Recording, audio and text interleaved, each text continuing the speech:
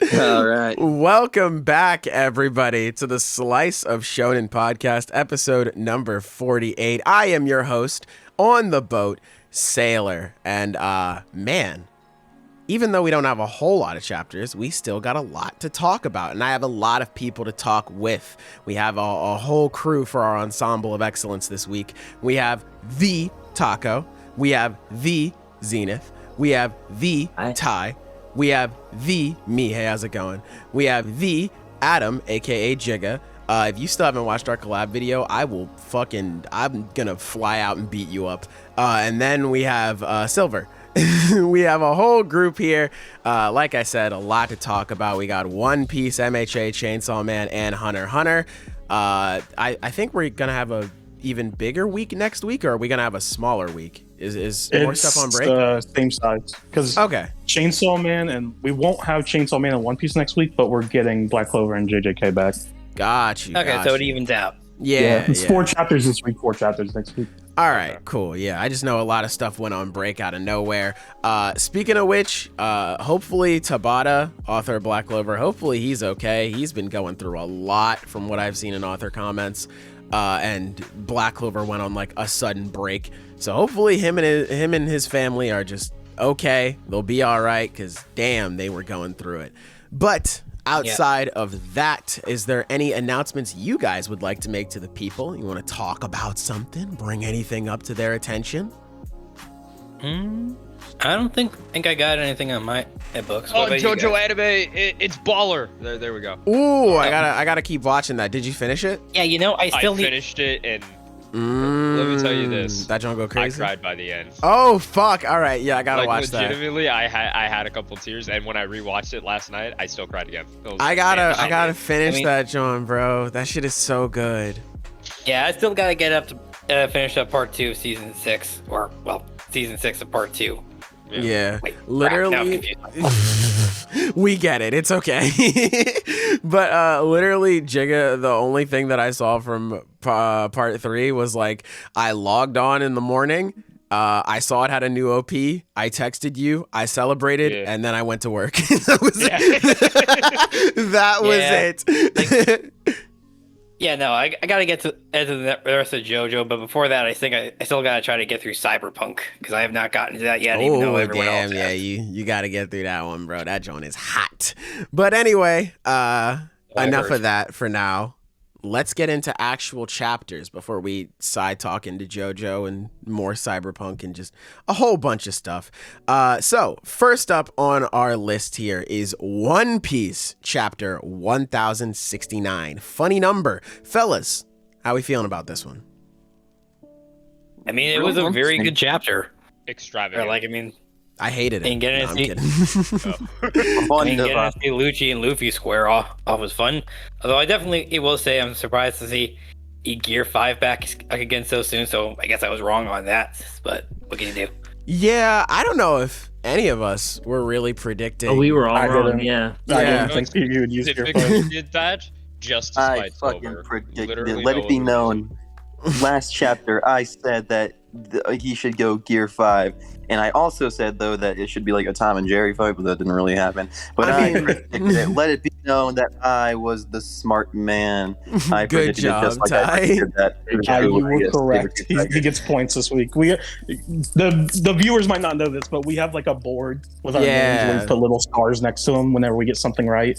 So Ty gets like a good star for the week. It's like the good noodle thing from SpongeBob. Yeah, exactly. Yeah. If I get 2 more in a row, I get a Sunday. Yeah. But yeah, I mean, picking up from that, Ty, you might be right, because Luffy was, Gear 5 is already kind of goofy, which, God, I love this power-up so much. Holy shit, I love this power-up so much. The more I see it, the more it's I love so good, dude. But yeah, really like Gear 5. Luffy looked like he was more so just trolling around in this fight. Like he was just kind of messing about. Even towards like the back end of this chapter, he was getting the better of Lucci. It doesn't look like he was using advanced conquers because their fists collided, which was a callback to their fight in Ennis Lobby, which I really liked. Yeah, but now that now that what happened with Sentomaru, what went on with him, which by the way, it was nice seeing him again. It was really cool. What went on with him, I imagine Luffy is probably going to take it a bit more seriously, or as seriously as he can, in this goofy ass form that I love. He's going to have to, because now he's fighting Lucci and all the Seraphim. Yeah, for sure. And not to mention that Kizaru is already on his way. So we were talking about it a little bit before when the unofficials dropped. I'm a lot more, like, I feel a lot better about Lucci being dispatched here than I was last week, because it's clear now that Kizaru is on his way, he's not going to be the final boss of this island. It's obviously going to be Kizaru. So if, like, next chapter or even a few chapters after this, Lucci and the rest of CP0, or maybe not even the rest of CP0, you can still have Stussy and Kaku running around trying to make plays, just Lucci being taken down, I would not be surprised by that, just because, again, we have Kizaru on the way. So that's really cool. Yeah, I like that. We're pretty much getting a redo of Sabaody Archipelago.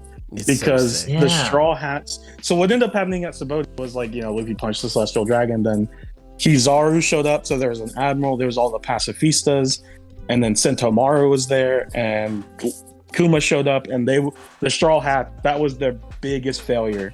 It's not Luffy's biggest failure. His biggest failure, of course, was, you know, Marineford and Ace dying. But for the crew as a whole, that was their big failure. That was the big moment where they just lost, and they decided they needed to train for 2 years and get stronger. So now this is very purposeful by Oda. He's basically running it back. So now we can see how, now that the Straw Hat crew are a full-fledged official Yonko crew, we can see how they deal with the situation. So now it's Kizaru's going to be there, but instead of pacifistas, the prototypes, now we have the actual full-fledged final product Seraphim, which is even worse than what the prototype pacifistas were. And Sentomaru decides on our side, so we basically switched Sentomaru for Lucci. So now it's Lucci, the Seraphim, and then Kizaru is going to show up. So we'll see what's going to happen, but I'm pretty excited. Cool. Yeah, I can't wait to see, because I do think this, like, it would be, I'm going to say it right here, it would be extremely disappointing if the Straw Hats just lose. I do think they're going to. But, no way. But but maybe it's just me. But at the same time, I still can't exactly visualize them winning either. Like, I mean, against that. At the very least, I feel like we could see them go at a standoff at some point. But no, that's straight up what winning. I think is going to happen. I think the Straw Hats are going to win by virtue of the fact that they don't lose. Does that make sense? Like, they're able to stand their ground. The reason why they lost last time was because Luffy was incapable of protecting his Takama, and that was just a complete failure.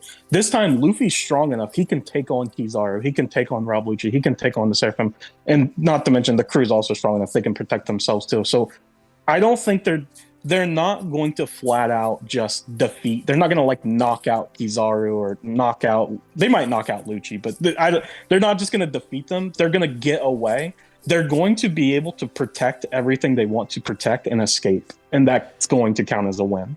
Basically, that's what I think is going to happen. I think that also goes into what was being talked about in this chapter, which was more so the politics of attacking Luffy now that he's a Yonko. Which I really, I thought was so cool, with them talking about, like, yeah, man, like, he's a Yonko now. Like, we got to think about the consequences of attacking this guy. Paperwork. Yeah, because, like, before leading into it, it was more so, like, Bonnie at the start was like, are you really a Yonko, bro? But now just, like, seeing, like, oh, fuck, this dude's a Yonko. We have to, like, we have to wait to get an order. We have to wait to, like, we can't just attack this dude like he's another pirate anymore, because that could lead to an incident. And even Jinbei is saying, like, think about what you represent, bro. Like, this is going to be huge. So I could see it being a situation of Kizaru being like, you know what? We don't have the manpower to bring enough people to try to bring you guys in. I can't bring all of you in on my own. Like, I can't bring in your whole crew on my own right now. I'm just gonna leave for now. But the next time we meet, like, I'll be on your ass type shit. Yeah, I definitely agree. Yeah, I mean, I can definitely see that happening too. But I guess that's in that same vein. It's also what I really loved of, like, seeing Rob Lucci. He want to square off because like he really Because like the fact that he would just blatantly ignore all that, despite his devotion to the government, just shows how much he really hates Luffy. Yeah, which is going to make this fight all the more fun. Well, on top of that, here's the thing. I do think, though, based on what Lucci's saying, I don't think he would have attacked. I think what he was saying was, because they basically, Stussy and Kaku are like, Lucci, don't fight him. You know, we have orders, like he's a Yonko, yada yada. And then Lucci, this is the official. He says, I understand that would be bad to fight. However, I think what he's getting at is like, Luffy's gonna fight him. Like, after he did that to Vegapunk, he already knew. He knows the type of person Luffy is. It's like, yeah, I understand it's bad to fight, but I have to, because he's gonna fight me anyway. It's like, what am I supposed to do? Just run away? Like, yeah. Lucci knew that they were going to fight as soon as he saw him. Which is cool to see that. On site. Yeah.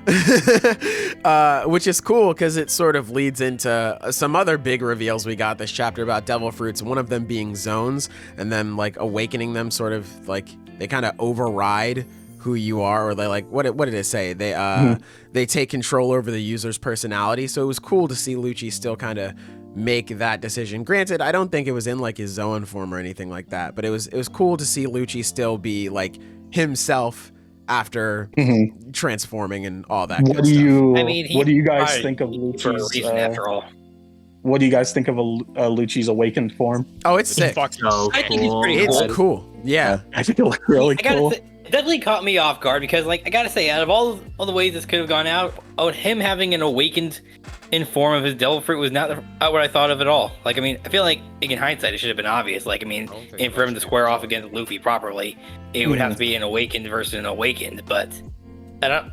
Yeah, no. Oh, like What do you guys think about the black clouds around his body? I think it's interesting that he's being played as kind of an opposite of Luffy, with the black clouds as Luffy's white clouds, or like the black flames, I guess would be. Yeah, the aesthetic purpose is definitely there. Like, so I can understand that, like, Luffy and Lucci are kind of opposites in a way, but I didn't really think, like, they're not like Blackbeard Luffy, you know?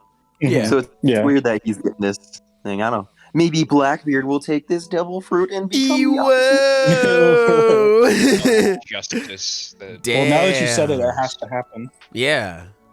Yeah, it has clearly to go down. I remember you sent us that video, Taco. I don't know if that's what you were leading up to. I was thinking about bringing it up. Yeah, it was really good. So I can't remember exactly what he said. Let me shout him out. Let me see what he said. Let me see if I can find it. But I'm pretty sure, didn't he say something like, you get those clouds when like your mind and your body catch up to your devil fruit or something like that? Something along those lines? God, I send so much shit. Okay. So his name was Iconic_Mav. Iconic_Mav on TikTok. That's where I saw the video. Shouts out to him. But I'll see if I can find it and I'll link it down below. I'm sorry, go ahead. I don't know if I necessarily fully believe this, but I've been seeing. Okay, so just to kind of establish, basically what it was Lucci gets his awakened form and he has these black clouds. And while it looks really cool, a lot of people were kind of questioning it because it's like, Kaido and Big Mom, but specifically more so Kaido, like, never used his awakening. Or if he did have an awakening, and if he did use an awakening, it was never like directly stated. So a lot of people were just kind of like pointing it out that it's kind of weird that Kaido, the strongest creature who has this really powerful devil fruit, and also Kaido's the one who gives us an explanation for how awakenings like happen. Like, he's the one. Kaido basically tells Luffy, an awakening occurs when your mind and your body catch up to your abilities. That's very vague, so it's like we don't even really know what that means, but that's what he says. So a lot of people are questioning, it's like, why does Kaido not have an awakening when Lucci does? So this guy, like I said, I saw his video on TikTok, Iconic_Mav. His theory was that if we're going off of Kaido's explanation that an awakening occurs when your body and your mind both catch up to your abilities, the reason why Kaido doesn't have an awakening is because while physically his body was always strong enough for it, his mind never matched the desire or the dream of the devil fruit. So that's getting more so into the Vegapunk section of this chapter, because Vegapunk gives his hypothesis on what devil fruits, like where they come from. But basically what he's saying is Lucci has the leopard fruit. A leopard is a stealthy killer. It's a bloodthirsty animal. It's a predator. So Lucci, his mind has always been like caught up to what his devil fruit is. Lucci was already an assassin before he got the devil fruit. His body just needed to catch up. So once he got physically stronger over the 2-year time skip, he was capable of awakening his devil fruit. Mm-hmm. His theory is that Kaido, his devil fruit being the dragon, even though Kaido was physically strong enough, Kaido, and we see this in his fight with Luffy and even in his flashback, Kaido never wanted to be the strongest. He never wanted to basically be king of the world or take over the world. Kaido was always plotting on his own downfall. Kaido always saw himself as someone who would lose to the real Joy Boy. Kaido never saw himself as Joy Boy. He's the fake Joy Boy. So it's like that mentality of not truly wanting to be the strongest is what held him back from awakening. Like I said, these are all just theories. I'm not saying that this is exactly what happened or this is, concrete. This is just out of all the spitballs and ideas I've seen over the week, this is the one I like the most. Yeah, it's a really good one for sure. I never even really, hopefully you don't hear my dog barking, I'm sorry. I never really thought of it too much before, especially with Big Mom. Yeah, like her situation was weird. But for Kaido, I had always just thought that what we seen from him in Wano was his awakening. Especially just because like he had the mythical, what was it, like the koi fruit? It was like the fish fruit. And that whole story about how like the koi swims upstream, becomes a dragon, all that stuff. I just thought that was his awakening. But I can sort of see where people are coming from about how weird it would be, especially since we didn't really see any awakenings from any of the other Beast Pirates, right? Like I don't think we saw none of the Beast Pirates used awakenings that we saw. So that was a big theory for a long time, that Kaido's awakening is his dragon form, because again, the fish fruit. Mm-hmm. The reason why I don't personally like that one is because Momonosuke ate the same fruit, but he can just turn into a dragon. Oh, that's a fair point. He didn't have to awaken his ability. That is a very fair point. Yeah, I didn't think about that. Okay, yeah, that is weird then. Yeah, that is pretty weird then. Yeah, for sure. That's the only thing that I'm not like super, out of all the stuff we've gotten with awakenings, the only thing I'm not super like a big fan of is the way Big Mom and Kaido's was handled, because it's like, for whatever reason, Oda just did not choose to like focus on it. Like if they did have awakenings or not, if they were using awakenings or not, or just, it was very vague. And it's like, yeah, it's possible Kaido and Big Mom will show up later, but it's also like, I kind of would have liked to known, like when they were fighting. their opponents got awakenings. Yeah, especially because, all three of them, Luffy, Kid, and Law, all used awakenings to defeat them. So it's like, it was the perfect time to like kind of explain awakenings. And he did, like Oda kind of, Kaido says like, yada, yada, mind and body catch up to your abilities. So it's like he half-assed it in a weird way. It's like he did have awakenings. He showed awakenings. He kind of gave a slight explanation, but not like the full explanation, but then still kept it kind of vague for Kaido and Big Mom.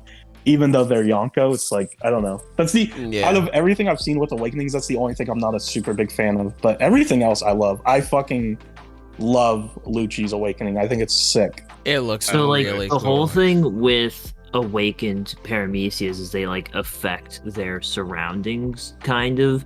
Do you think it's possible that Big Mom's ability to make the homies is her awakening? I've seen people say that, yes. That's possibly. I think the thing with Paramecia awakenings is it could because Paramecia is the official thing, is like it allows you to produce a substance, affect your environment, or change your body. One of those three, because it's miscellaneous.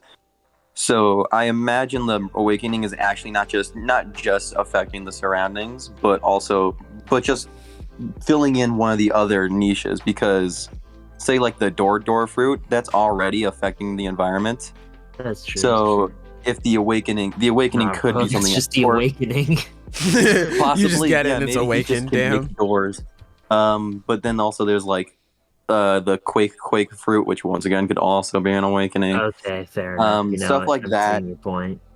Yeah, I imagine like the idea of it also affecting the surroundings could just be because of like that's just an extra thing. Like that's what Katakuri's would be, because he already had like the two. He could transform his body into mochi and he could make mochi.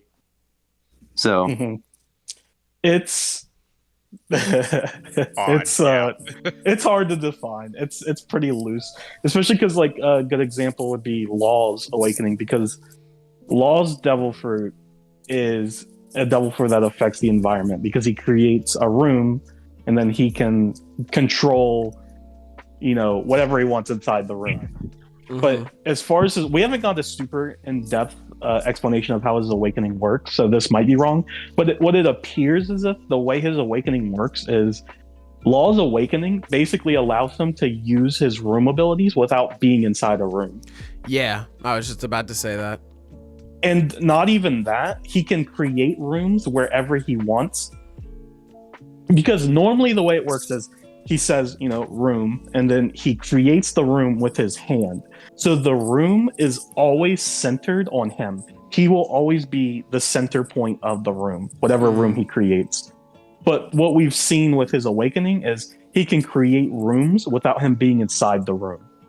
He can even create a room around his sword, like just itself too. Yeah, so fucking insane. What I think it might be, if like, for example, the door fruit, it might not be that, because Blue's fruit, the way it works is he can create doors on any surface he touches. It might be he could just create doors anywhere he can see. But that's just, we don't fucking know. There's no point even really. Yeah, we're getting off track. But Vegapunk, we need you to track this shit down, bro. We don't have time for theories. Because so pretty much the reason. Oh, go ahead, Zion. Go ahead. Well, it's just so funny because it's like this whole time we were like, oh, he's going to explain so much. He's the scientist who's studied this. He's recreated devil fruits. And we finally get to him. Hey, so how do devil fruits work? They're dreams. Oh, all right. I really like that, though. They're sweet. Fair enough, I guess. Yeah. Yeah, you're a scientist, aren't you? You're supposed to explain it scientifically. This is... Well, that part of the chapter is my favorite part of the chapter, and this is just like one of my favorite chapters in One Piece, I think, for this explanation. Yeah. Because so basically, the reason why Luffy went Gear 5 is just so we could get this lore dump, pretty much. Yeah. Vegapunk, he sees him in Gear 5, and he's like, oh, that's the White Warrior, Nika, whatever. So the White Warrior is crazy. I'm sorry, continue. That's what he calls him. I know. I always chuckle when I see that name. I'm sorry, continue. Warrior. But, so yeah, Vegapunk gives us his hypothesis on devil fruits, and what he says is, I'm just going to read it out. It's not super long, because that way I can process it a bit better. Every devil fruit is a possibility for human evolution that someone desired. If only I could be like this. If only I could be like that. All of those powers represent the many branches of the future of humanity. But that unnatural status is loathed by the sea, the mother of nature, a fitting punishment for its sin. Those with powers exist in different dimensions, dreamed up by someone else before them. This is only my theory. So you see, you don't even need to debate whether any god exists or not. Isn't it just such a fascinating world? So this is pretty fucking insane. So the reason why I like this, I guess more so from like just like a story crafting, like just from like an author viewpoint, is because Oda's taking the meta reason for why devil fruits exist and kind of implanting it in the story, and it fits. Where it's like, how are devil fruits created? Oda thinks them up. Oda imagines what a devil fruit would do, and then he makes it. So now Oda's implanting the idea that devil fruits are created from the dreams and the imaginations of people in the series themselves. welcome back. Yeah, all right. Welcome back. I didn't say anything when you guys were. Okay. So in chapter 100, the legend begins. We get the scene where Gold Roger basically just tells us what the story's about. And Dragon is there. And this is what it says. These things cannot be stopped. An inherited strength of will. One's dreams, the ebb and flow of the ages. As long as people hunger for freedom, these things will exist. Gold Roger, King of the Pirates. So basically, that's the main thesis of One Piece. That's pretty much what the story's about. That's what Oda's trying to tell us through this story. That's what he's been demonstrating this whole time. And now Oda's basically set it up where the main two power systems in the series are also connected to this because an inherited strength of will. So now we have Haki, which is the manifestation of willpower, and One's dreams. Now we have Devil Fruits that are the manifestation of dreams.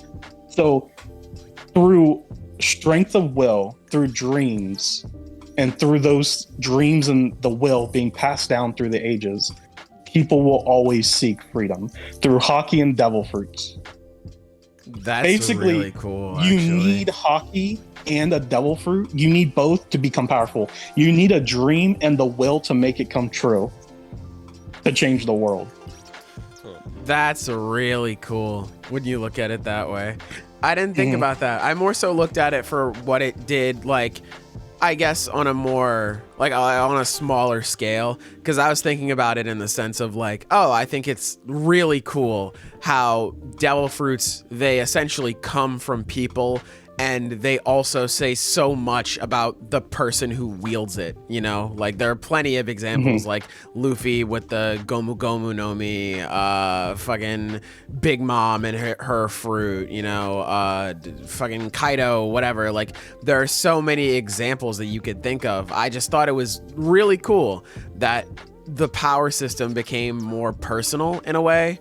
But now that you pointed out like that, I think that's a lot better. I like that a lot, actually. Well, it works on multiple levels because it works on that level too. Because Zenith and I were also discussing this. Where is this Doflamingo? Am I cutting out again? No, you're fine. Okay. You're good. Okay, so Doflamingo has the string fruit. Why does he have the string fruit? It's because as an author, you want to give abilities to characters that like fit. It fits narratively. It fits. You know, their personality. Thematically, it fits their personality. It's like Doflamingo is a controlling manipulator. That's why he has the string fruit. But now he's going even further where it's like Devil Fruits themselves embody a dream. Right? You know, it's like, bro, a character in Wano and you don't know if they're awakened or not? That's crazy. Said this on Discord earlier, Taka. The whole thing about dreams and the chapter from, or like the page from chapter 100.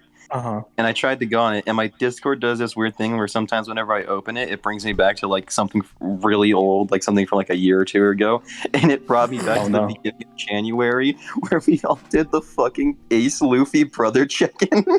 What the fuck? That was really fucking brother check, really, bro. You don't remember that song? I'm sorry, it was too funny. The okay. I think I know what you mean now. Okay. Sorry, really if funny. You know, you know. Hey, if you know, you know, type shit. Hopefully that went through. That was weird. I don't know what's going on right now, but whatever. It's fine. I can edit it out later. But yeah.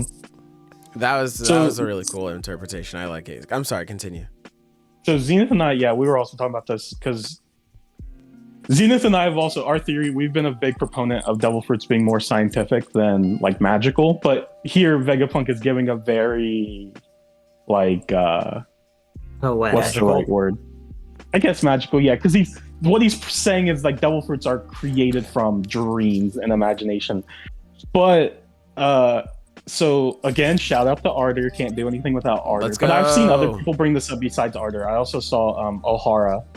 Shouts out to Ohara too. He brought this up.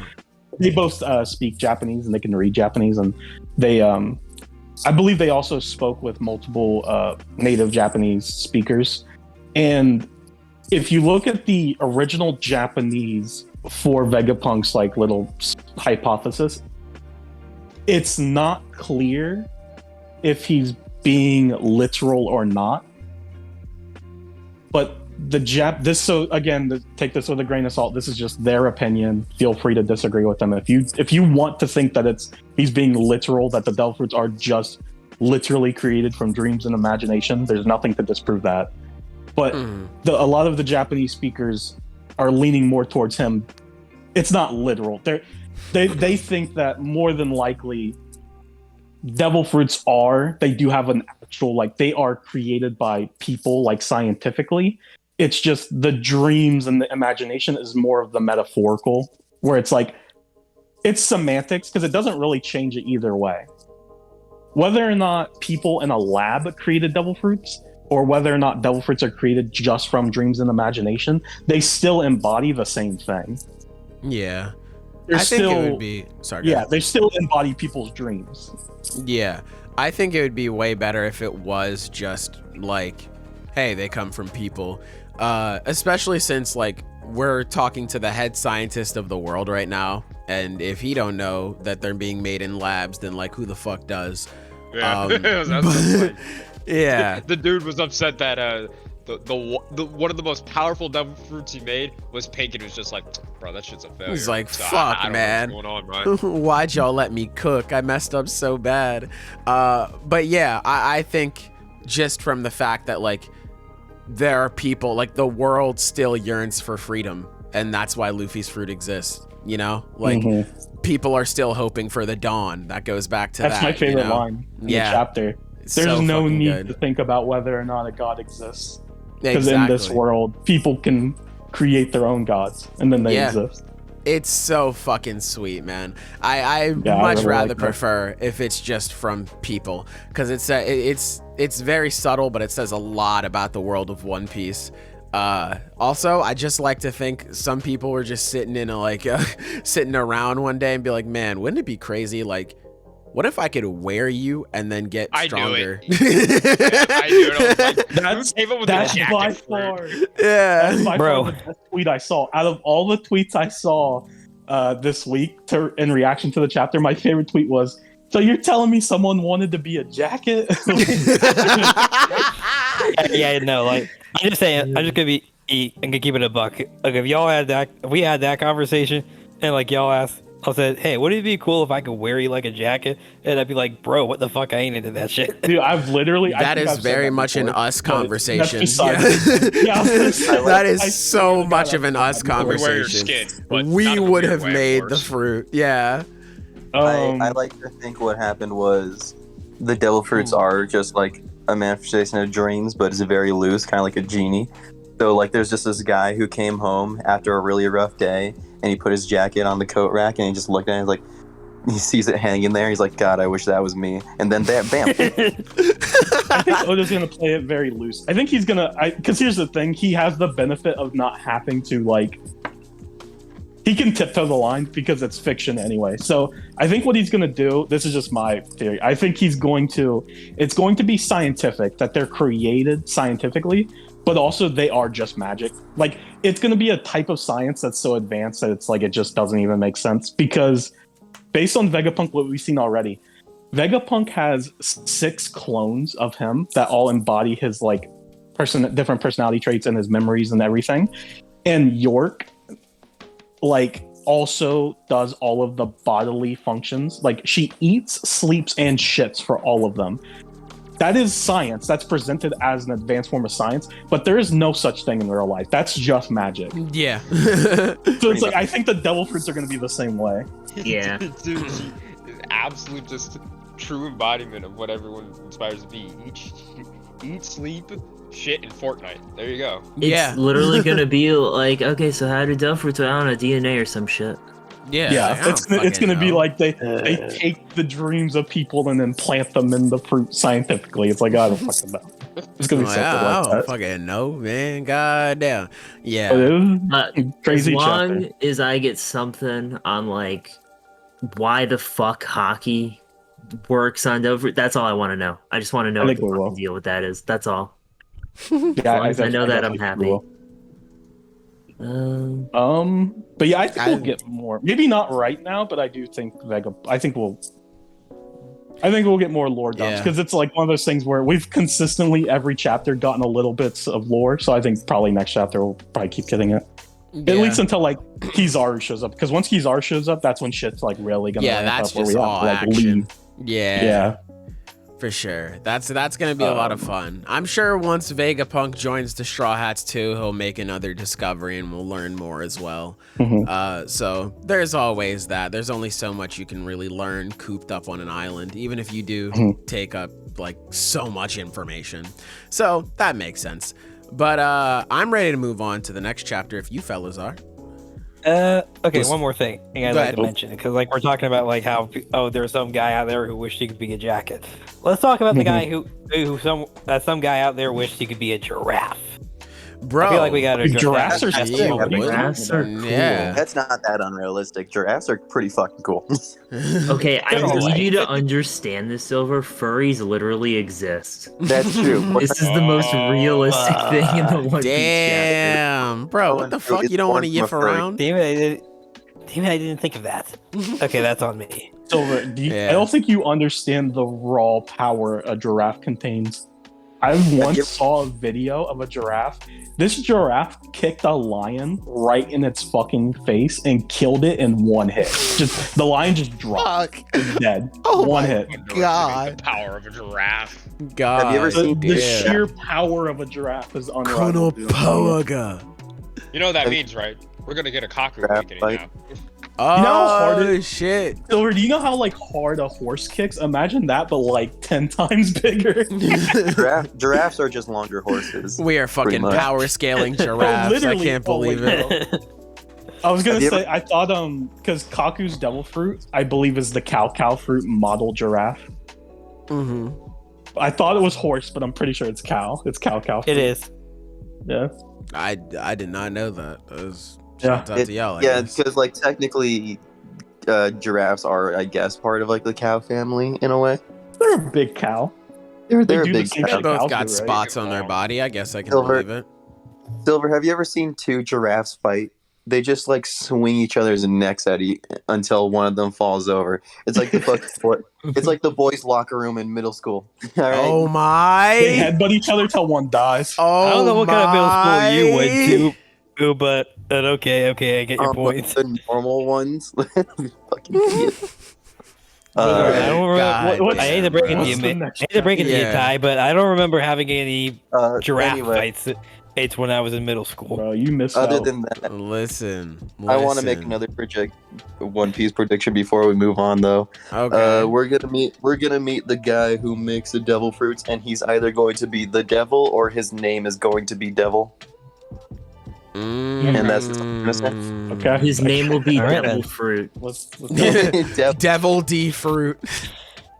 Oh my god. Devil That's F gonna, Fruit. that's gonna be our guy. The D stands for devil.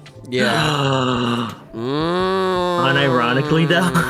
Unironically, I could see Awesome. it. Well, yeah, I mean, Unironically, yeah, I could see that. they Yeah, are well, the enemies of the We're gonna gods. take a trip down to hell. We're gonna see Denji and Power running down there. It's gonna be cool. I'm gonna like it a lot. Oh my god. Bro, I'm All right, but literally yeah, just that's everything predicting I the wanted to future. talk about this chapter then. All right, let's move on to the next one then, lads. MHA chapter 375. How we feeling about this one, team? Again, really good. Like, I mean, I'm loving and seeing how Toga's leveled up here. Like, just like this newfound determination, and like this whole completed her transformation to a full-fledged villain. That's fucking cool. Oh, and a little tragic, but cool. Yeah, I will say, I guess, like, because overall I like this chapter, so I want to talk about some, I guess, the two things that I wouldn't really say I, like, dislike, but I'm just not, like, I guess the word would be dislike, but I feel like that's a bit strong. It's not like I hate it or anything. One, I tweeted You about have it a minor earlier. gripe. Yes, minor gripe. Those are the words I'm looking for. Thank you, Taco. You know what really grinds my gears? Shut up. I have to talk about what grinds my gears here, man. Fuck. But yeah, I tweeted I'm just about it setting you earlier. up. Hey! I tweeted about it earlier. And I was saying that I feel like Act 3 structure of just like, holy fuck, can you believe this just happened? Oh my god. And then like pretty much just backtracking on it the next chapter, I'm getting kind of bored of it now. Because last chapter we saw like the Twice clone had Tsuyu's goggles. We were like, oh my god, they must have got devastated over there. No, not really. She just escaped. All right. Like, it's like, don't get me wrong. It's not like I was expecting this fight to get completely off screen or anything like that, because that would be crazy. I feel like that would be asking for a lot. And even if I was asking for that, I'd be asking for dog shit. Why would y'all let me cook? But but like she wasn't wearing the goggles when she went through the portal. Yeah, I was just like, man, just building up that like suspense, be like, damn, some crazy shit must have went down over there. I can't wait till we see it. And then it's just pretty much just like a standard Toga brawl where, hey, I'm gonna blend in with the environment and then I'm gonna leave and oops, got your goggles, forehead. Okay. Well, it's weird because he even like set up for it, because he had her turn into Sue, so she has the goggles on, but then she turns into Twice, and then she just doesn't have them on anymore. Yeah, I'm guessing she goes to the portal. Yeah, that's weird. She just took Suyu's goggles. I genuinely think he just forgot. That's possible. Maybe he just took Tsuyu's goggles because she got hit with the whole Nomu thing. True. Wait, does she have her goggles on? No, I don't think so. Yeah. After, because her hair was down, right? Or am I bugging? Yeah, after she gets hit, I think she does. Oh no, she still does have them on. Then what the fuck? are those her goggles? She doesn't have them on.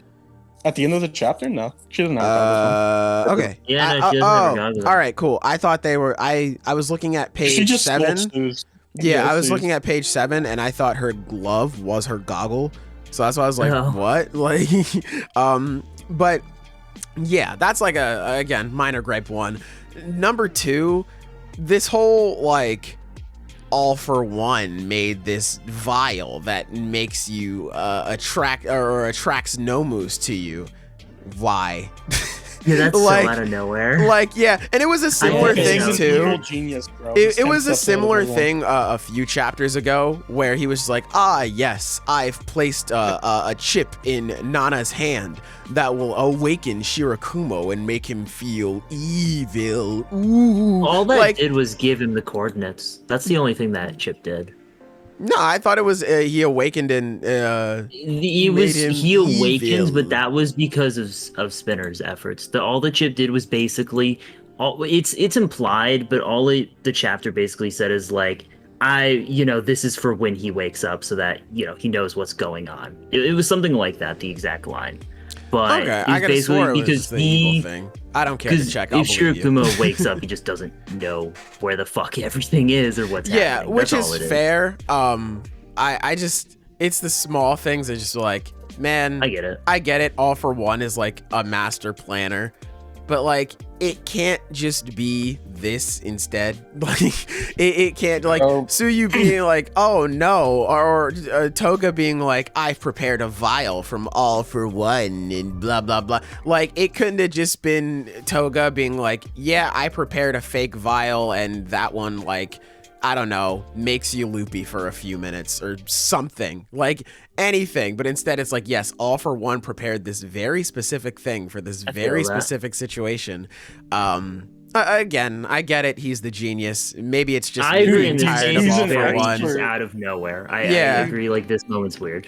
For sure. He's an expert at setting up traps, a masturbator, if you will. The way you described like how All for One is just constantly everywhere, it just reminds me of like American Dad. I know it's a weird segment, but it's just like it's like that is a crazy transition. In the show, like even the family realizes that like every other motherfucker in town is just Roger. It's just like, oh, this acting coach, I'm literally gonna get there and it's just you. That's a high probability. In this case, oh gee, this happened, it's probably because of All for One. Yeah, that's a high possibility. It like so much connects back to him, and like again, maybe this is just because I'm sick of this fucker and I want him to die. But it's like, man, so much like there's some cool shit going on, and it's All for One be like, oh yeah, that's me. It's because I set that up, and it was like, all right. He's the main villain of the series. Yeah, I know, I know, but I'd prefer if it was more so just like, oh, all right, like the whole Dobby situation with that, like, yeah, it obviously makes sense, but for it to be like, oh yeah, I saved him, and I brought him in, and I'm a better, I took care of him more, and blah blah blah blah, and yeah, now he's here to kill you. It's like, all right. You know, for a dude who has like a shit ton of connections and slightly brags about that, he seems to just do everything himself. So what's the connections? Yeah, that's my thing. It's like, I have so many followers and so many like tendrils in society, and meanwhile this motherfucker's like, yeah, I did X, Y, Z, the whole alphabet as a matter of fact. Fucking, he's like, all right, brother. Yeah, it's like, all right, brother. Again, it's a small thing. I don't consider this like this chapter sucked, because this chapter was really good. I like this chapter a lot. But there's just something that bothered me that I wanted to bring up. But anyway, like I said, I wanted to get that out of the way so we could focus on the things that I liked, which was literally everything else. This chapter was super cool. I was really happy to see more interactions. Finally, I feel like I had a kid, I put him through college, and I still didn't see what was going on with Toga and Ochaco and Froppy. So it was nice to see finally, after so long, her Ochaco screaming out like, we still haven't had our chat about romance, and seeing Toga react to that and like blend back into the portal after like her eyes widen, and just being like, man, I wish we could have had that conversation, but it's too late now. I think that's really cool. That spread of Dobby flying over all of the Twice clones is cool, dude. I love that so much. I didn't even realize that was him flying over when I first read it. I had to reread it. Yeah, no, same here. Like, that really caught me off guard. Yeah. As well. It's so sweet, man. And lastly, I like this final bit here where Ochaco goes through the portal with Sue. They come through together, or I guess Ochaco just goes through by herself. It doesn't look like Sue goes through. But you also have the newscaster from last week's chapter, and just sort of cutting back to that. So that has to be setting up for something here. Yeah, no. Like I like that part too. It took me a second to realize that it was from the previous chapter. So I went back there, and I found the panel it was referring to, who I just posted in chat for you guys. But yeah, it's like, hey, Carol, just read it out. Can a flap of a butterfly's wings in Brazil really bring about a hurricane in Texas? Is it the fate of our superpower society, which began with a single glowing baby, to descend into utter chaos? So basically, talking about like how one man's power can literally change the entire world. Yeah. Oh, then like in this case, it's not just referring to All for One and Shigaraki. In this case, it's talking about Toga with Twice's powers. Like, I was thinking it was referring to like Uraraka. Oh, I mean, it could refer to her as she's well. the like, underdog in this fight right now. Like, she's nobody for sure. Right, I mean, the thing is, that could be the case as well. Like, I mean, it really can't apply to just about anyone in this series, because like even in the power, however minuscule the power may seem in the big scheme of things, it really can have a huge impact on the story, depending on how you frame it. Would you say so? Like, this can be. Would you say it's a Genshin impact? Is that what you're trying to say? Oh god, I don't play Genshin. Shut up. I'm sorry. Continue. Yeah, you're right. Yeah, you're correct for doing that. But anyway, I'm sorry. Continue. Yeah, no, like I'm saying, like this is pretty much, it's like a universal thing here. Like, I mean, it could be, right now, I'm choosing to believe this is pretty much just apply to Toga was Twice, but it can just as easily apply to Ochaco, or anyone else in this series. Yeah. That's what makes it so freaking great, and I think it's a fantastic way to end the chapter, because it really just drives that part home. What I think, what I really like about this chapter is, before the Toga Uraraka stuff felt Well, we haven't seen it at all, first of all, but also it just felt disconnected because it was so far away from like everything else that was happening because it was out on this island. So I really like that now Araka's here, like on the main battlefield, like fighting. Yeah. Hopefully gonna do something cool. I fucking wish. Yeah, it was really cool to see as well. Speaking of that, Ochaco, or not Ochaco, Toga thinking like, I could just pop Sad Man's Parade and fucking wipe out everyone here. But then that wouldn't do anything. Like, it'd just be a thing here. It would contain it to this little area. I like her thinking about that. It's sort of what Silver brought up at the start of this whole segment, about her actually putting strategy behind her movement now. It's really cool. It's something that's very simple, but I like it a lot. We also got of course, of course, it's more than just strategy here. I mean, I think the real reason she didn't want to just pop up at it first because she didn't want on Twice's legacy need to be isolated to this island. Like, she wants the whole world to know who this man was. That's what so I that he said, would not be forgotten. And I mean, I think that's the part I like the most as well. It's like, because it really just shows how much they meant to each other as friends. Well, I really like this because it's what happens is she's considering all these things, like all this strategy. It's like, well, what do I do? I'm fucked either way. And then she remembers the moment, and she specifically mentioned Spinner because right before that is a panel where she and Spinner have this interaction where she's about to go off and find Ochaco, and Spinner's like, I know that doing what we want is the villain way, but just come back to us. Mm-hmm. And it's like that whole thing where it's like, that is what the League of Villains is. They support each other for who they are and doing whatever they want. So she's basically just like, all right, I'll trust you, Spinner. I'm going to do whatever I want right now. And she just goes for it. And it worked. It's really cool. And it worked out because... It brought about a miracle. Good. That's what it says. Yeah. Yeah. I really like that. I love moments like that with the League where, you know, they're like it's like what Spinner said in that moment where he's talking with her before she goes. They're like a found family. I like that. It's why I can't wait for this motherfucker all for one to die. I need more. Oh yeah, I need so more. I can't wait. Yeah, man. I mean, we need Shigaraki back. I love All for One. And with All for Genuinely, I want him to have a good death. I want it to be pathetic and awful. He deserves it. I mean, I feel like more than anything, it's got to be Shigaraki doing the killing blow. Oh yeah, it has to be. I hope so. That'd be good. Yeah. Yeah, I hope so. For sure. God. Also, we got a confirmation this chapter that the only limitation to her to Twice's power is just that there's a time limit. Yeah, pretty much. For 40 minutes, she can just use it. Yeah. Yeah, because, man, if she could just go all out and that was it, oh, fuck. Oh, my God, that's rough. Yeah, for sure. So, I mean... Yeah. 40 minutes is a pretty long time. I mean, for sure. Yeah, no, that's a very long time, but it's not infinite. It's not like I can just keep spamming it, which, you know, provides some Let's see how long here. this 40 minutes lasts. It's manga. It could last forever. It could last a chapter. We'll see. I mean, I'm just saying, though, combine that with Kurogiri transporting those clones to every other part of the battlefield. Yeah, they're fucked. 40 minutes is a lot.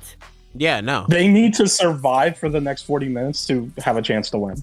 For sure. Basically. They have a time limit. This is the wave round where, like, just waves of enemies for the next 40 minutes. The horde mode section of MHA. Pretty much, yeah. Escalation. One thing I want to point out that I just think is pretty funny is in the very last page, Dabi looks like that one panel of Frankie from One Piece. Oh yeah. Wait, what? He does, yeah. That's where true. he's like during the time skip where his face is just blown up. Yeah, I was looking at that. I was like, that looks familiar. Oh yeah.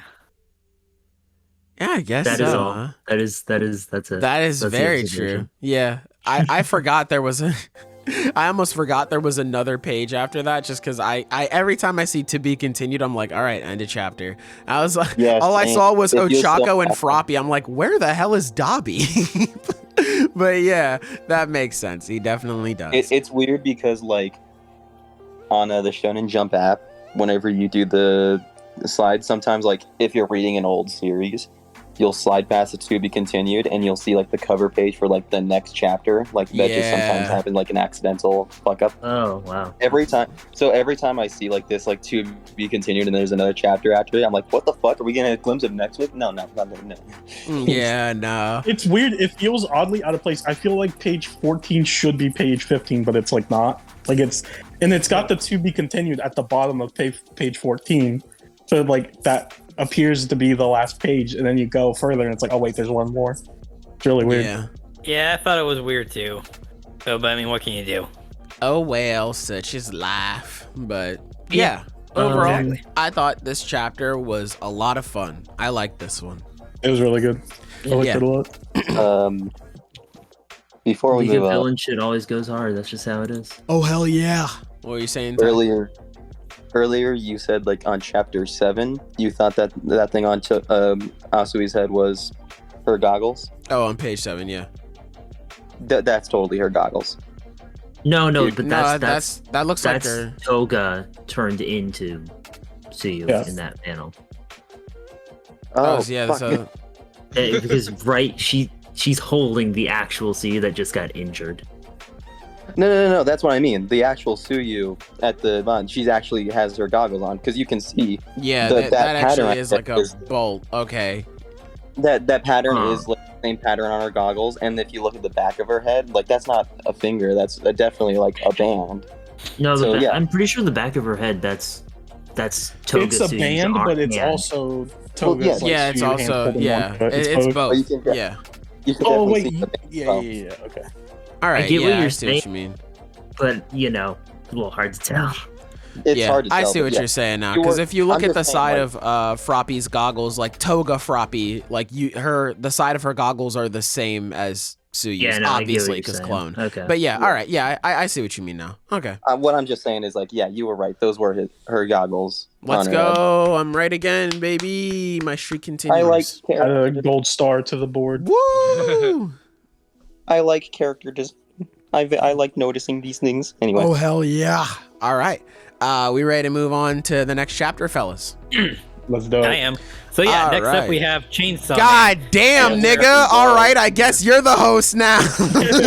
Damn right. God damn, nigga. Go ahead. How do you feel about the chapter, man? Go ahead. What'd you think? It was all right. I mean, aside from the fact where we have. Ain't no way you interrupted me just to say it was all right, nigga. You better talk your talk.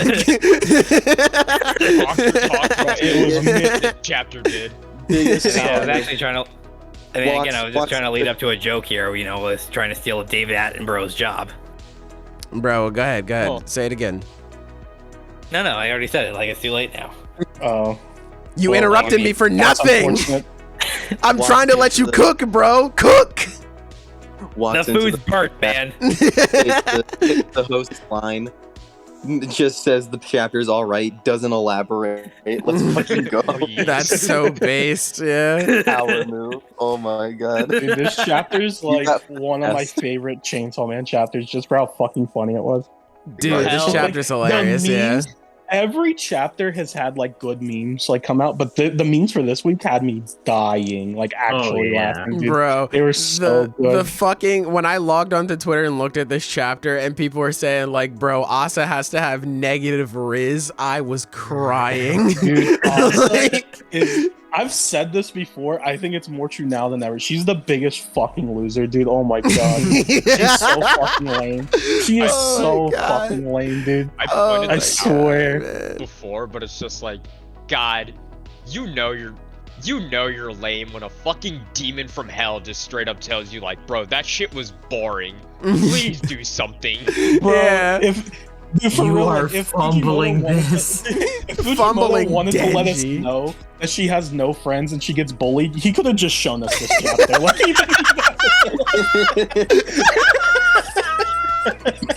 I'm gonna solve your bullying problem. There's got to be a reason why you're getting bullied, right? Yeah. And now we know. God, bro. That reminds me too. God, I'm sorry. My favorite description of this chapter I saw on Twitter was like, this is ADHD boy versus autism girl. Oh my god. My favorite part about that too was because near the start when they first came together, Yoru was like, oh, you're getting bullied. You want me to just kill him? Now I can see her being like, you know what? You deserve to be bullied. I'm sorry. I take back my offer. You know, my bad. Go to the nearest locker and just shove yourself in it, man. I fucking love this chapter. I also love Yoru, just the more Yoru and Asa, obviously, but I love Yoru just one chapter of just being a little gremlin, like, hey, we're gonna murder people, and now she's just like, fucking put on better clothes. I know you have better clothes in your outfit. Do something, fucking do something, man. Put on some no drip, no Riz, no boyfriend, no friends. God. No boyfriend. God, you suck. Femcel. Yeah, femcel. I love that panel where she's like looking in the mirror and she's like, I'm pretty darn cute. And she's just so confident that he's going to just like be head over heels for her. Oh my God. How do you fumble Denji? Right, that's what I'm saying. I know, right? Like, the man has literally one thing on his mind the entire time, and you managed to take him out of that. Like, that's a skill in itself. Bro literally looked at you in your underwear and was just like, okay, you kind of got some things thangin'. All mans wanted to do was look at penguins. You're like, no. No. Instead, we have to look at the starfish for 30 more minutes. 30 more minutes, 30 bro. fucking minutes. God 30 damn. minutes. I love the line right after it's like, he should be falling for me around now. Even the aquarium employees couldn't give explanations this interesting. God, man. I also love the little subtle thing because I remember saying at the start of Chainsaw Man with Denji and him being like, oh yeah, I just want people to know who I am so I could, you know, get all the attention and the praise and all that stuff. I was like, damn, this man hasn't learned a thing from Makima. No, he has, because on the next page she was like, we'll have as much fun as we as long as we stick to my plan. You don't need to think about a thing. And just those two panels of him just looking at her and be like, you know what, I've decided to think on my own nowadays. I was like, look at my boy, my king. Yes. Actually, I didn't even connect that dot. That's actually really nice. Yeah. Cool. Old Denji would just sit here and look at starfish. Exactly. Yeah. Old Denji would have just went along with her plan, the entire boring ass fucking plan. Mm-hmm. All right, but I will say, in Asa's defense, what the fuck else are you supposed to do in an aquarium but stare at one thing for 30 minutes? Bro, look at penguins! Look at the penguins you look at every exhibit for like a couple minutes and then you go the fuck home. That's the aquarium experience. Here's the thing, Ty. I agree with you. Like, yeah, you're supposed to, like, you just look around. Fish are pretty boring. I like aquariums. It's something to go to. I like aquariums, but that is the entire point of an aquarium, is you just walk around and look at the shit. Yeah. There are infinitely more interesting things to look at than the fucking starfish that don't move. Like, I think with my experience with aquariums is there's not one in my town. So the only time we ever go to one is whenever we're like out of town, and like everybody of course makes this plan for us to be there for like an hour or two. So eventually, like you'll look at like the fucking fish that you like, and like, oh, that's cool. And then you're just bored as shit. So you just look for one that you like, and you just stare at that for like the entire time.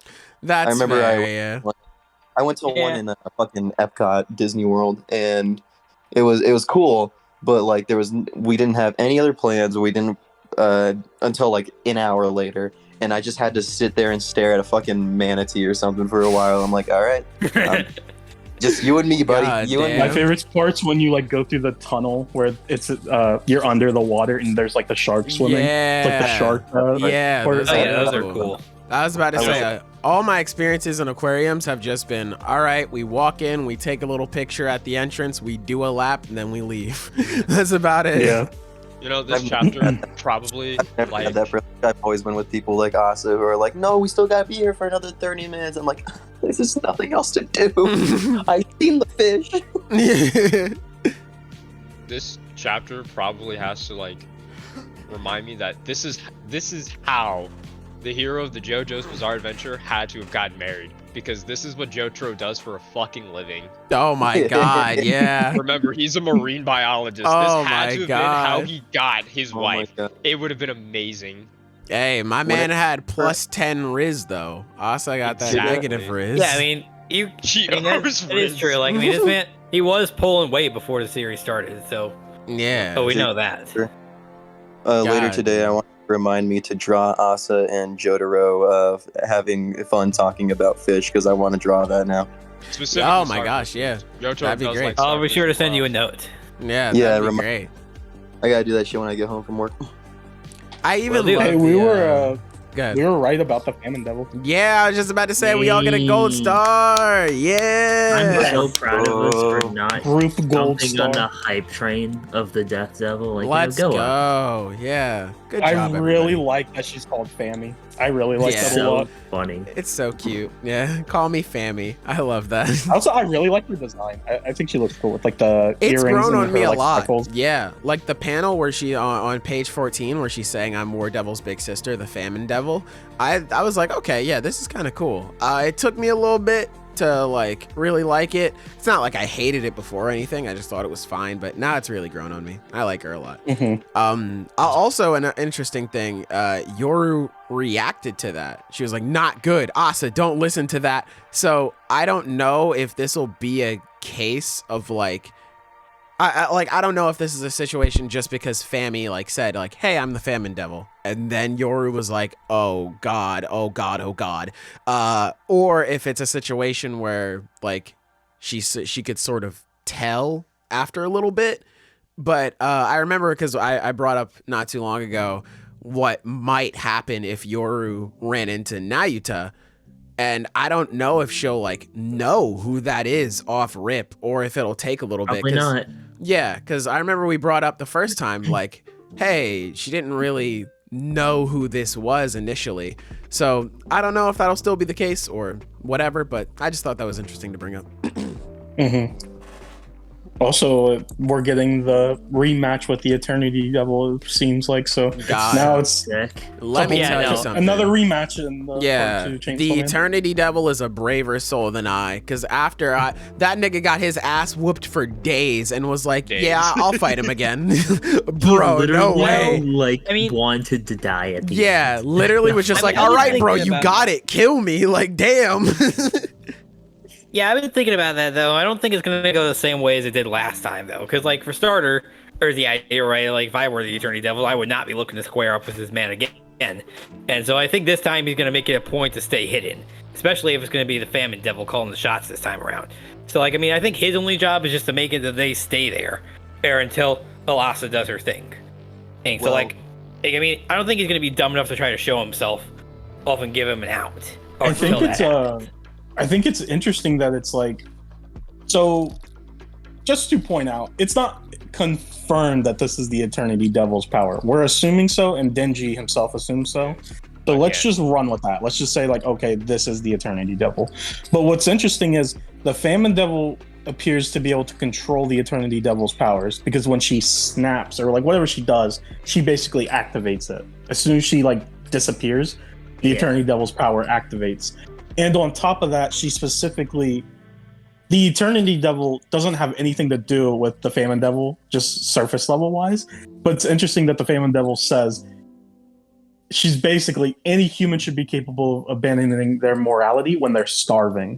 Which is such a good line. Using the Eternity Devil's powers and then connecting it specifically with assumedly her own power, which is probably, starving or famine, just whatever.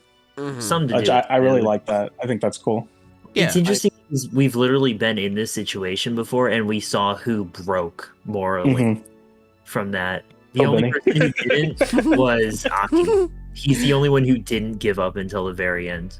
Yeah. And now Denji's by himself. He has to do it all by himself. He has to think for himself. He has no big brother to tell him what to do. Now he just has to fucking figure it out himself.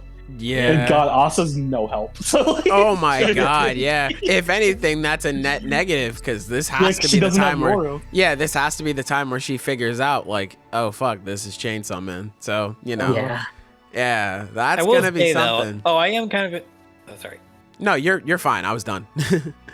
I mean, I'm just saying, I'm kind of liking about how Denji he's taking this whole thing, and because like he really is just taking this quite calmly, Yeah, I mean, of course, he's already been through this before, so... Yeah, you gotta be patient with this bro, thing. Denji, he's almost died so many times, bro. He's just used to it.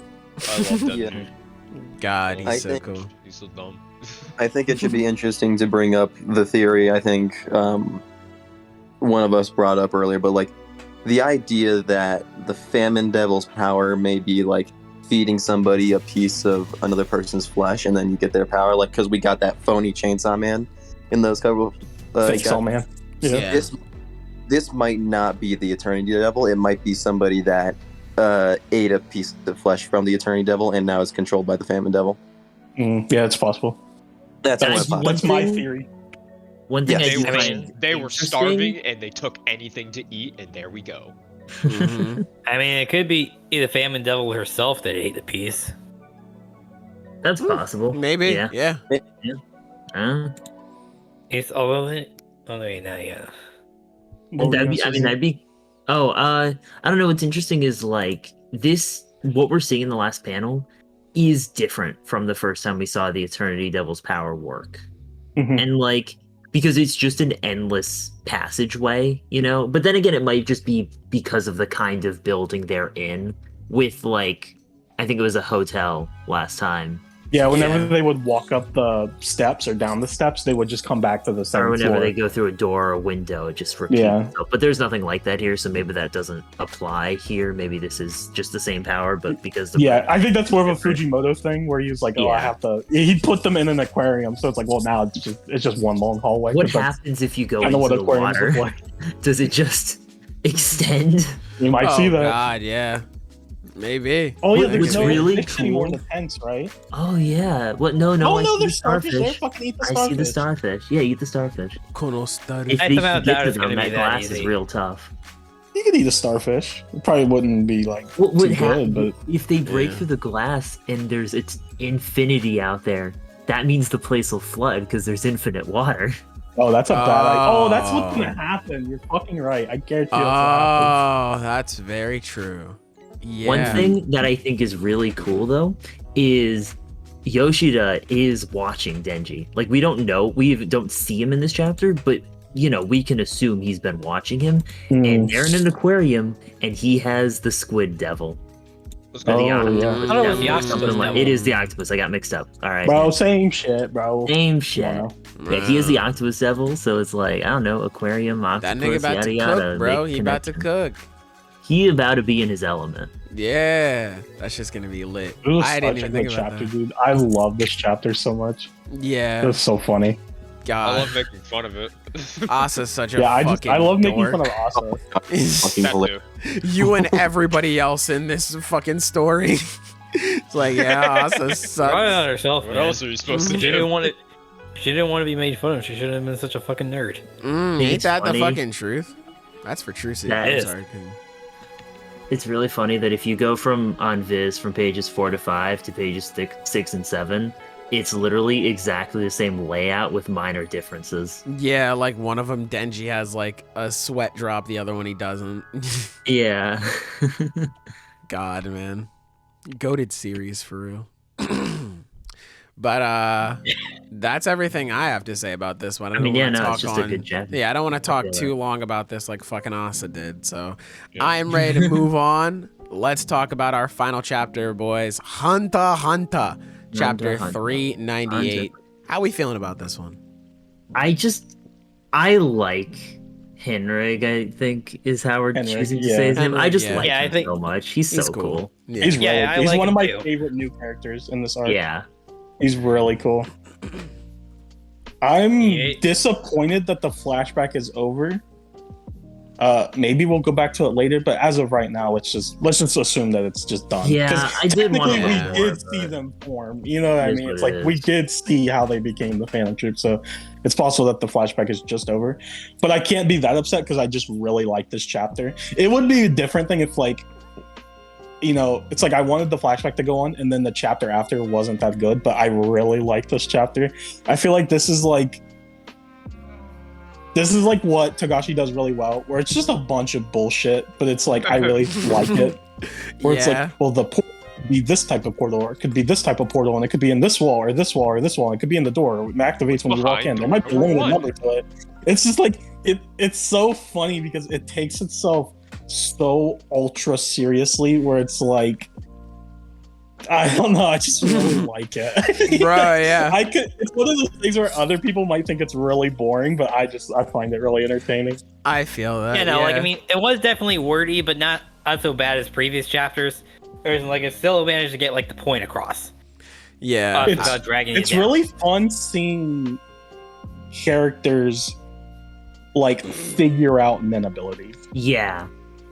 Because there is I like that in always any a series, set honestly. rule. It's just cool. Yeah, there's always a set rule to nin abilities, so it's like figuring it out is part of the fun. And once you figure it out, it's like you usually you can beat them. There aren't many nin abilities where it's just like so overwhelming that it just doesn't matter. Yeah, you figure it out, and usually that leads to a win, but that could also lead to another escalation to the fight. It's really cool. I like that. I knew when I fucking logged on, I fucking opened up the Shonen Jump app. I clicked on it. I opened up that first page. I saw a bunch of text bubbles with small text. I said, "We rockin', baby. This is Hunter x Hunter." We're in here, part about baby. Hunter x Hunter is not reading Hunter x Hunter. I fucking side note, I love Phaeton, however you say his name, in this chapter. Yeah, how just on the first page where homeboy's like, it's locked from this side. He's like, then just unlock it, dumbass. If you like, just unlock it, or I'll make you two buttholes. Like, that is so funny. I love that. I like it later when the dude tries running away and Phaeton stops him, and he's just like, all right, pick one. And he's like, yeah, pick one of what? Or even just on like the second page where he's just like, oh, this one's also locked, so, and it's just Phaeton behind him waving his sword around. He's like, okay, I'll open it. Like, I love that, man. I was not expecting Phaeton to be the fucking comedy relief of this chapter, but I really like it too, seeing the Phantom Troupe just like disagree about the abilities, and like it's like where they're like, well, I think it works this way, and the other one's like, well, I think you're fucking wrong. Like, I think it works this way, and it's just dumbass. Like, it's just really funny. Yeah, I love these three, because here's the thing: I love the Phantom Troupe. I like some members more than others. Obviously, because there's such a big group. I love these three. Nobunaga, Finks, and Phaeton are three of my favorites. They're actually, I think they're my top three favorite besides Crollo, like that are alive at the moment. Yeah, out of all the fans. I feel that for sure. I love that one interaction on page 7 where Nobunaga was like, "Oh, thanks for the offer, but we're raring to go," and Finks was just like, "Us? We? No, we are not." Like, we? You talking about Nintendo Wii? Yeah. No, nigga, I mean we as in us. You mean like the movie? We watch that later. I love that shit, bro. It's like, no, the fuck, we are not. I am not ready for this. No way. I don't want to do this. Yeah, it's just cool to see characters within the group disagreeing, because it's, I don't know. I guess it's just the recent chapters that have sort of conditioned me, but I'm so used to seeing them be more serious and like, oh my God, the Phantom Troupe are such a presence, which they are, obviously. So it's nice to see them, like Phaeton being like, I'm not eating that because you breathed on that. Fuck that. I like how Nobunaga won't do it because he had that one bad experience. Exactly. Like a bar or something. Yeah, like I like to see them just dick around. Like I like the more playful side of the Phantom Troupe. It's really fun. I love these characters, man. They're awesome. Yeah, no, and of course, in a way, it also just builds off of what we were getting in the previous chapter, or it builds up the relationship if they have, and like why it is they reacted the way they did when they lost one of their own. Like, it shows that they're not just like these bunch of killers, or they're a genuine group of people who consider themselves to be family. Absolutely, yeah. That's a very good way of putting it. Goofy, family criminals. You can't. Bunch of silly little guys. I really and like. gals. I'm with Xena too because I fucking love Henrik. I like seeing his interactions with Hisoka and the Phantom Troupe, where I think what makes Henrik so cool is like he's so competent because he's not powerful. He's not powerful and he's not a genius, but he's good and he knows how to use like his abilities to their best. Like he's so cool. Like, he's just really fucking cool. I love the panels. Then bam. Yeah, I love the panels where he goes into the door and he teleports, and it's like as soon as he teleports, he immediately turns around and pulls out the knife, like ready to fight, and then just no one's there. That's just like a cool little detail. I really cool. Like it. I like him. Yeah, I like seeing his interactions with Nobunaga too at the end of the chapter, where he's like, what are we doing? Like, we're going quiet or loud? And he's like, loud. And he's like, wait, hold on, let me see what exactly he says, because it's really funny. Where he was just saying like, all right, so we're gonna do what you want to do. Like, so what's the plan? He's like, how about it? Just action? He's like, I like you. I like you. Yeah. He was just like, how about it? Just act just because. He's like, awesome. I like it. Yeah, that's what he's like, what, just because. He's like, all right, let's do it. Yeah, he's like, I fucks with that. My man. But yeah, it really sort of goes back to what I was mentioning earlier about the Phantom Troupe and just seeing their more goofy side in contrast with their serious side. I think this chapter had a nice blend of that because, you know, Nobunaga dicking around for a lot of the chapter, getting into like little arguments with Finks, being like, yeah, I don't like you, bitch. You know, I like that. And just seeing him, he's put in this situation and he just immediately yep, this is the base. Cool. And just it shows how competent this dude is and just how competent like pretty much any of the members of the Phantom Troupe are when it's time to get serious. I like it. It's really cool. Very, very cool. Can't wait for next chapter. Hopefully we get some action. We'll actually see them fight. Nah, bro. I've said this before. I just want to know Nobunaga's ability. No. He's the only. His ability is sword. Right now. What ability do you think he has? Or what class? What type do you think he is? Yeah. Yeah, let's say that. What type of ability do you think he has? Oh fuck. That's a tough one to say. I mean, as far as Nen goes, you got to consider the personality of the user as well. I think he's an enhancer. That's my guess. I think he's an enhancer. He's a simple guy, you know. He's just doing stuff, getting it done. I like that. Yeah, I think so. Well, the reason why I think he's an enhancer is because specifically he was out of all, because all the Phantom Troupe, obviously they're family members, yada yada, but he was very close to Uvagen, and he took the loss really hard. Like they all took it. They were all very upset when Uvagen died, but he was really upset when Uvagen died. Yeah, like that was his best friend.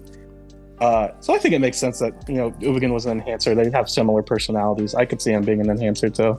Okay. Plus, he's a swordsman, so it's like it only makes sense. Yeah. Yeah, so it's like actually he could be a conjurer and he conjures the sword, or he could be a manipulator and he can manipulate the sword in some way to increase his techniques. I think he's actually a transmuter. Okay. Because here's the thing. When he is trapped, so he has a lot of like alone time with Gon and Killua, like he's just holding them hostage basically, and it's kind of setting up a similar dynamic with like an almost evil version kind of with like him and Uvogen, where it's like he's just the fucking enhancer that's super simple-minded and like wants to fight. And then there's him who's like more cool-headed and shit. It's very similar to the Gon and Killua dynamic. Okay. Okay. All right. That could be something. Yeah, that's true. I don't fucking know. I don't have a guess, so that's better than mine. There's my theory. Yeah. Like I'm trying to go through like what Hisaka said in regards to personality. So I'm trying to read through that real fast, see if we can and narrow it down. He said it's like a like a blood type personality test and just as reliable. So just to go through, because there might be some people listening who just don't remember all the types, because it's been a long time since they've like talked about all of them in the manga. So we have we have enhancers, transmuters, conjurers, specialists, manipulators, and emitters. I just had like a brain fart. I think he's going to be I think he's going to be an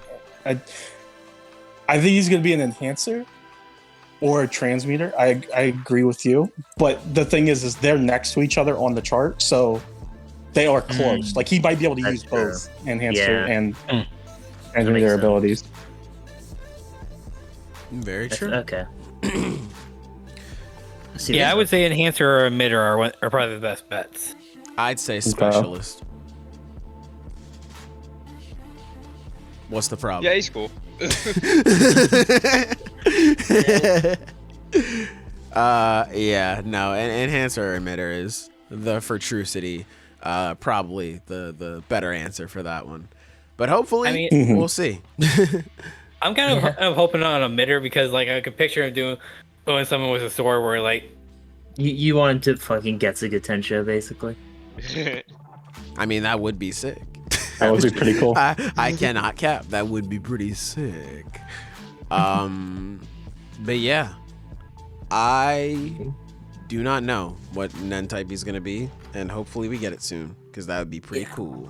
He's the only fucking Phantom Troupe member who we don't know anything about his ability. I think he's an enhancer because I think because okay, so enhancers strengthen themselves or objects. I think he just strengthens his sword and makes it really sharp or like really strong so it can't break.